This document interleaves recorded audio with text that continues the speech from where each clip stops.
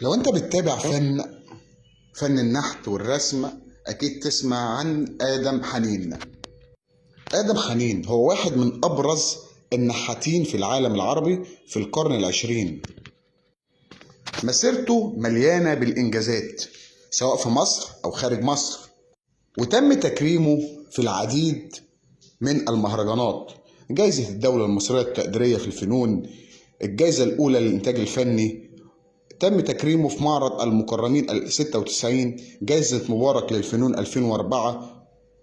تم تكريمه من الصالون الأول للفنون التشكيلية بمؤسسة الأهرام 2014.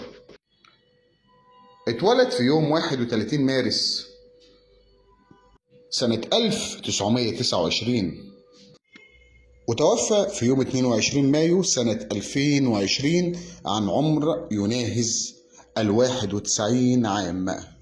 كل يوم حكاية، كل سنة وانتم طيبين.